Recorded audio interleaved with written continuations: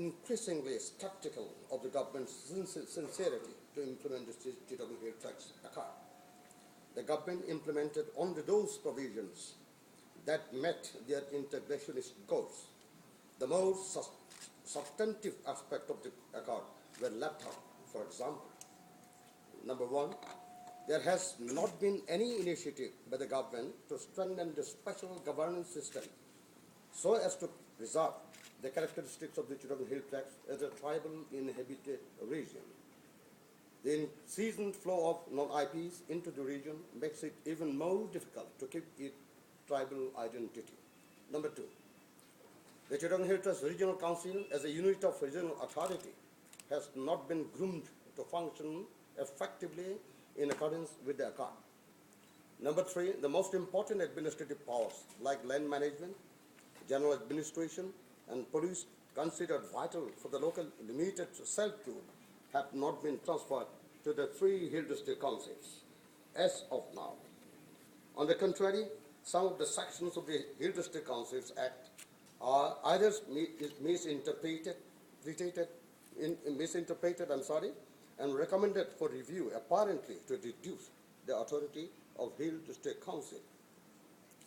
Fourth, the Land Commission is galloping wayward, defying the accord and its 2001 Act with many discrepancies vis-a-vis the accord is awaiting amendment for the last 10 years.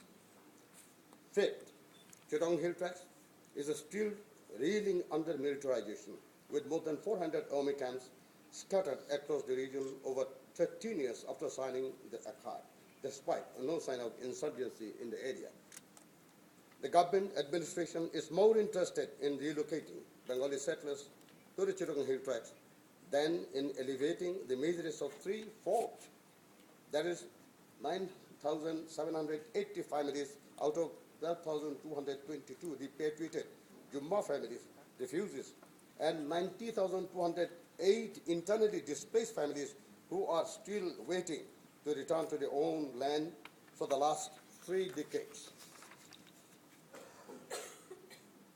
The government, in contravention of the accord, is engaged in acquiring land without consulting the Hill District Council as provided in the said law.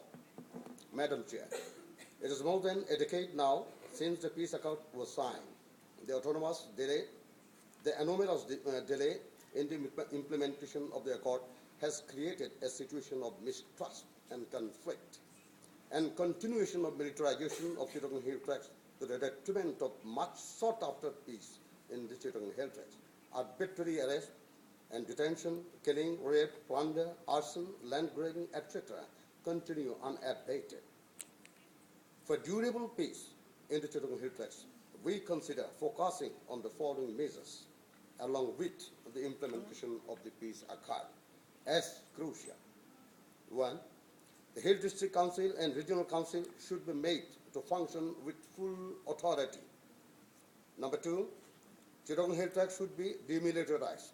All temporary security camps should be dismantled, and the military should be strictly prohibited from interfering with civil affairs, including land problems. 3, the repatriated and internally displaced families should be properly and immediately rehabilitated on their original land. The Chittagong Hill Tracts Accord should be protected by the Constitution to ensure the inviolability of the indigenous tribal character of the Chittagong Hill Tracts. Next, this special administrative status of Chittagong Hill Tract has been historically vested, which should be upheld in the national constitution. All such executive orders issued by the Chittagong Hill Tracts Ministry as are in contravention of the accord should be retracted.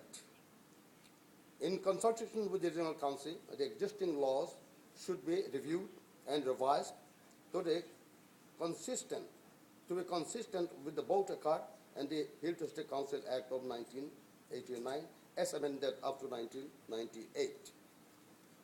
The Constitution of the Regional Council, the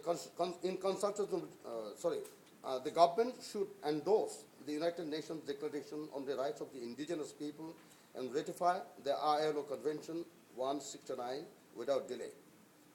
The government should enter into constructive engagement with the indigenous peoples. Finally, Madam Chair, I would like to make a comment on the opinion of the representative of the Bangladesh government on the use of the term indigenous. The government is, in fact, contradicting its own stand contained in different official records and documents. The term indigenous hillmen has been used in a number of official documents, such as the Chittagong Hill Trust Regulation 1900 in Rule 4, 6, 34, 45, 50, the Income Tax Ordinance, the Forest Act, the Finance Act, the government circular issued from the Prime Minister's Secretariat on February 20, 2002, a government circular issued from the Establishment Division on 10 February 1999, the High Court observation on the case, Sampriti Chakma versus Commissioners of Customs,